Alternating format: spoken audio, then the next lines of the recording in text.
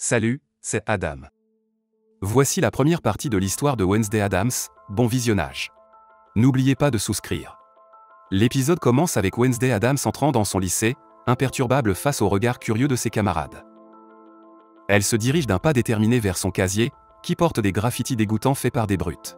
À l'intérieur, elle découvre son frère Pugsley ligoté et bâillonné avec une pomme dans la bouche.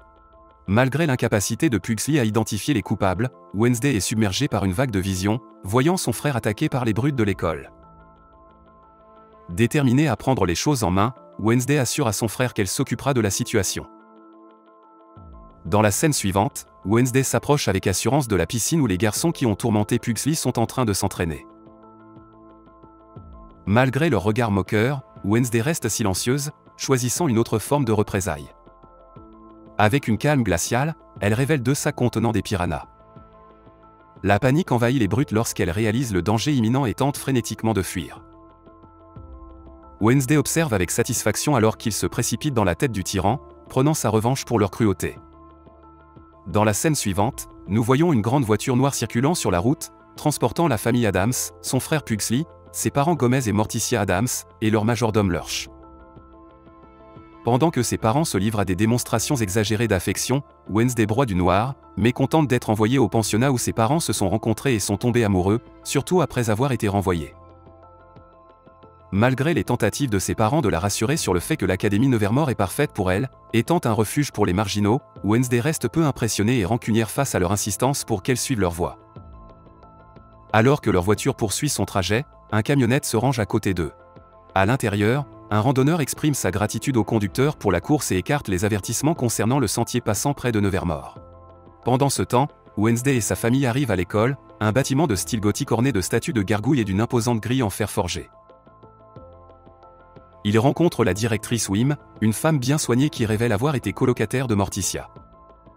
Malgré l'histoire de Wednesday, qui a été expulsée de 8 écoles au cours des 5 dernières années, l'école fait une exception en raison du statut d'ancien élève de ses parents et de ses excellents résultats. Pendant que ses parents rayonnent de fierté, Wednesday reste maussade. Il est révélé que Wednesday a été nommée d'après un vers du poème préféré de Morticia, l'enfant de mercredi est plein de chagrin. Wim les conduit ensuite au dortoir de Wednesday, Ophelia Hall, qui était autrefois celui de Morticia. Cependant, la chambre à moitié décorée en rose avec des décorations typiques d'adolescents horrifie la famille Addams, car Wednesday est allergique aux couleurs. Enid, la colocataire de Wednesday, l'accueille avec enthousiasme, et Wim l'encourage à montrer l'école à Wednesday.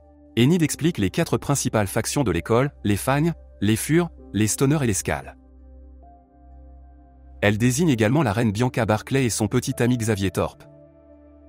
Ajax, un gorgon et le béguin d'Enid, informent cette dernière des rumeurs concernant Wednesday, y compris celles de meurtre. Au lieu de les nier, Wednesday accepte les rumeurs, consolidant ainsi son statut de paria parmi les parias. Alors que ses parents partent, il laisse à Wednesday des cadeaux de départ, un collier en obsidienne de Morticia, une boule de cristal, et chose, une main démembrée, ainsi qu'un des mystères de la famille Addams. Pendant ce temps, dans les bois, un randonneur trouve une fin macabre aux mains d'une créature inconnue et terrifiante, marquant le 3e incident de ce genre.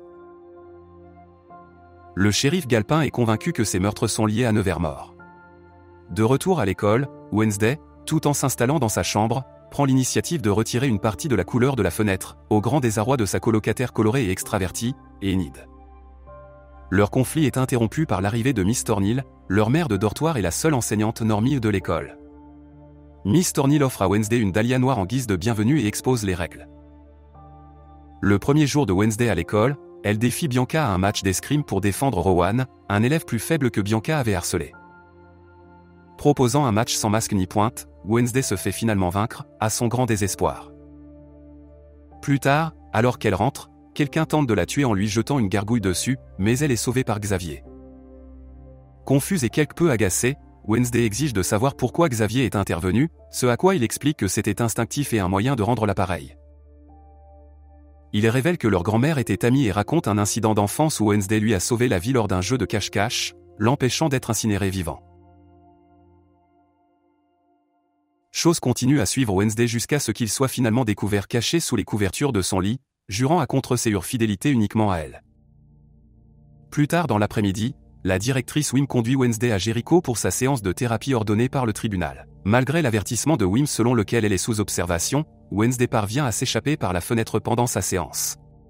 En fuyant, Wednesday rencontre un fermier local et a une vision troublante de sa mort dans un accident de la route. Cherchant refuge, elle entre dans Wedervan, un café local, où elle aide le barista, Tyler, avec sa machine à expresso, montrant sa maîtrise de l'italien. Désespérée d'obtenir un moyen de quitter la ville, Wednesday tente de soudoyer Tyler sans succès. Ensuite, Wednesday rencontre des pèlerins à Pilgrim World, une attraction touristique dédiée à l'histoire de la ville, et gère facilement 3 adolescents en utilisant des compétences en arts martiaux apprises de son oncle Festé. Le shérif Galpin, le père de Tyler, arrive, impressionné par les capacités de Wednesday mais l'avertit de rester éloigné des ennuis, alimenté par ses préjugés en raison de ses suspicions concernant son père comme meurtrier. Enfin, la directrice Wim retrouve Wednesday et la reconduit à l'école. En route, il tombe sur les débris d'un accident, ressemblant à celui que Wednesday avait précédemment vu dans son rêve. Plus tard dans la soirée, Wednesday se retire sur le balcon de son dortoir, où elle pratique le violoncelle. Pendant ce temps, Rowan descend dans ce qui semble être une bibliothèque abandonnée, trouve un livre et retire une page montrant Wednesday attaquée par un homme dans un grand acte au poste de police. Dans une autre partie de l'école, Tyler lit le dossier de Gomez dans son bureau, tandis que le shérif examine son enquête sur le meurtre sur un tableau noir dans la cour. Xavier fait une pause dans la peinture d'une fresque de corbeau pour écouter la musique de Wednesday, tandis que Maryland nourrit sa Dionée attrape-mouche et sourit à la musique. La directrice Wim se détend dans son bureau, appréciant également la musique. Enid rejoint Wednesday sur le balcon et est présentée à Chose, à la fois un peu effrayée et fascinée. Alors que le loup-garou hurle au loin, Enid révèle qu'elle est une loup-garou à maturation tardive avec seulement des griffes et aucune autre capacité, se sentant ostracisée de la société des loups-garous.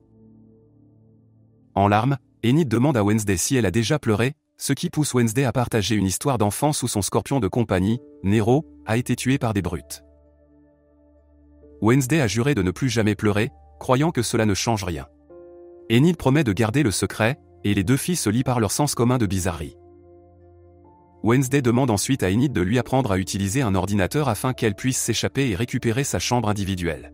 Dans la scène suivante, Chose se rend chez Tyler et frappe à sa fenêtre, provoquant initialement une panique chez Tyler en le voyant. Cependant, Chose réussit à capter l'attention de Tyler suffisamment longtemps pour lui montrer le numéro de téléphone écrit sur sa paume par Wednesday. Tyler contacte Wednesday, qui le supplie de l'aider à s'échapper pendant le festival de la récolte obligatoire. Acceptant de l'aider, Tyler arrive au festival avec son père, qui le prévient de rester à l'écart de Wednesday. Pendant ce temps, Wednesday attend son moment, se dirigeant vers un stand où Xavier s'approche d'elle, tentant de discuter. Peu intéressée, Wednesday lui dit qu'elle attend quelqu'un, ce qui pousse Xavier à s'enquérir davantage, et elle répond de manière critique en se demandant pourquoi cela l'intéresse. Alors que la tension monte entre Tyler et Xavier, Wednesday et Tyler se précipitent vers la voiture de Tyler. Tyler partage des détails du dossier qu'il a obtenu au bureau du shérif concernant son père. Cependant, les brutes de Pilgrim World arrivent en quête de vengeance, armés de battes de baseball. Pour échapper à eux, Wednesday et Tyler fuient dans la foule. En courant, Wednesday entre en collision avec Rowan et a une vision de sa mort imminente. Alors que Rowan se lève et fuit dans la forêt, elle le poursuit. Finalement, Rowan révèle qu'il n'est pas en danger et utilise sa télékinésie pour l'immobiliser contre un tronc d'arbre. Avouant qu'il avait précédemment tenté de la tuer avec la gargouille, Rowan explique que sa mère, une voyante, avait prédit il y a 25 ans que Wednesday détruirait l'école. Croisant que c'est son destin de l'arrêter, Rowan commence à l'étrangler. Cependant, la vie de Wednesday est sauvée lorsqu'une créature monstrueuse intervient, attaquant et tuant finalement Rowan. Se précipitant à ses côtés, Wednesday le trouve sans vie et récupère la photo qu'il lui avait montrée. La scène finale montre Wednesday assise à son bureau, contemplant la photo d'elle-même et le dossier sur son père. Soudain, ses parents communiquent à travers la boule de cristal, et Morticia demande à sa fille comment se sont passées ses premières semaines. Réfléchissant à ses expériences tumultueuses, y compris 2 rencontres proches de la mort, des révélations sur les possibles méfaits de son père et sa nouvelle capacité à influencer le destin de l'école, Wednesday concède qu'en dépit des défis, elle pourrait avoir développé une affinité pour son nouvel environnement. Elle offre un sourire à la caméra alors que l'épisode se termine. Si vous êtes intéressé par ce genre de film, Veuillez passer à la vidéo suivante à l'écran et partagez également vos réflexions sur ce film dans les commentaires. Mettez un j'aime et abonnez-vous. Au revoir.